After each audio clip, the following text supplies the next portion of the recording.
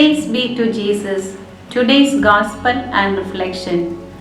The Holy Gospel according to St. Matthew chapter 9 verses 27 to 31. As Jesus moved on from there, two blind men followed him, shouting, "Son of David, have pity on us." When he was about to enter the house, the blind men caught up with him, and Jesus said to them, "Do you believe that I am able to do what you want?" They answered, "We do, Lord." Jesus' prayer became very popular in 80s. Every Sunday catechism class, this prayer was taught by the catechism teachers. The power of the name of Jesus is an experience. The name of the Lord is a strong tower. The righteous run to it and are safe, says Proverb 18:10. In today's Gospel, we find Jesus meeting two blind men, and they followed him with great longing. They cried out to the Lord. Jesus wanted to know their faith by asking a question.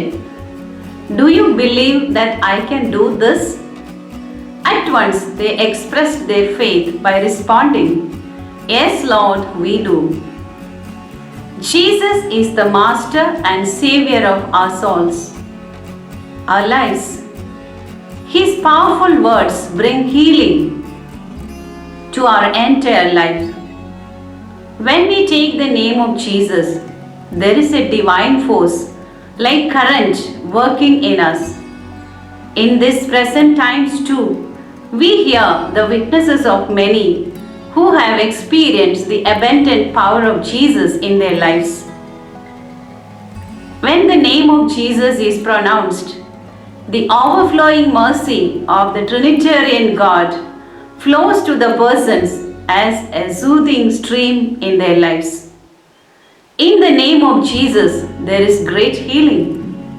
All the powers of the evil flee away with His name. Jesus came to this world with the light to dispel the darkness, to dispel the blindness. One can be blind even when the eyes are opened. There can be different types of blindness. These may be spiritual, emotional, intellectual, social, political, and moral blindness as well. The amazing thing is that once the Lord heals a person, he or she becomes free of all types of blindness. When Jesus healed the blind men from the physical blindness, their hearts were opened. They were gifted with a new and clear vision.